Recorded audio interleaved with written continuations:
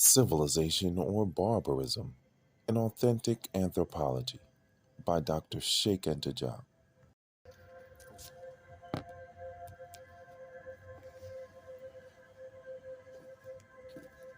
We have already shown above, page 188, that the Africans made a clear distinction between the state and its machinery on the one hand, and the servants of the state, the king in particular, on the other hand.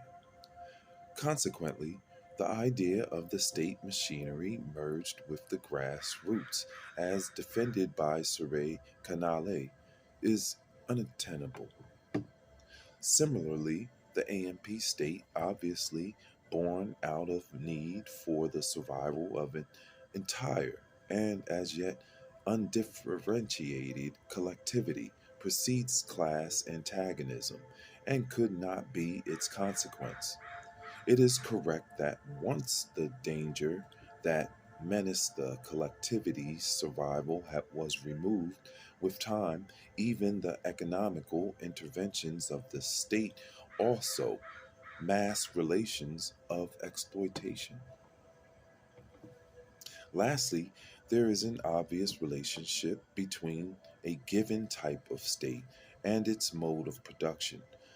Surrey Canale deems that the internal contradiction proper to the AMP class exploitation and maintaining the collective ownership of the land cannot be resolved in a progressive sense by its own development because the arrangement of class exploitation, far from destroying the structures founded on the collective ownership of the land, reinforces them.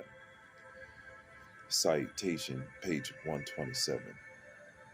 And we have already seen above, page 143 and 191, that the opposite did happen in many AMP societies: China, Japan, Vietnam, India, Tibet, etc. The AMP society is constantly fraught with a revolution that erupts here and there, but which is constantly brought under control and crushed for the reasons explained above. Nothing is more erroneous than the idea of an AMP society lacking revolutionary content and dynamism. G. A. Machiavelli,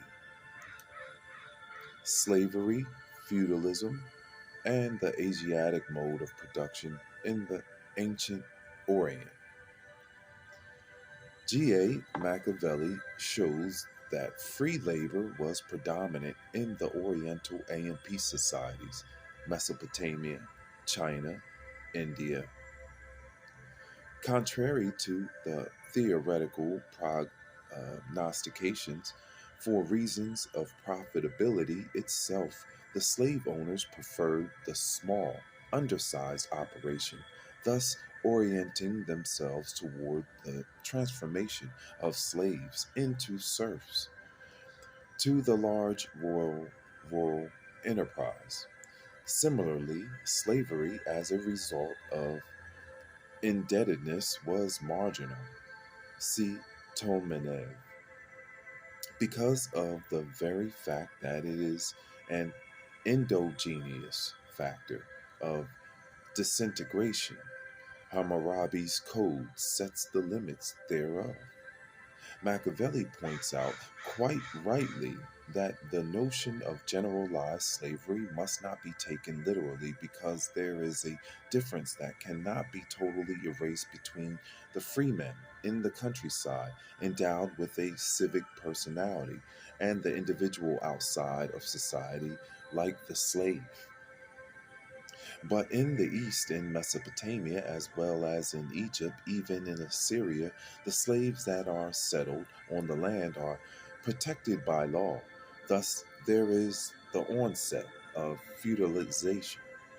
For Machiavelli, the fundamental stages of social development are the classless primitive society, the society with classes, and the classless developed society. The exception is the slavery stage, not the general rule, and it is not even a necessary stage. We'll stop there, continue back. Civilization or barbarism. I'm Uriel. Highest heart.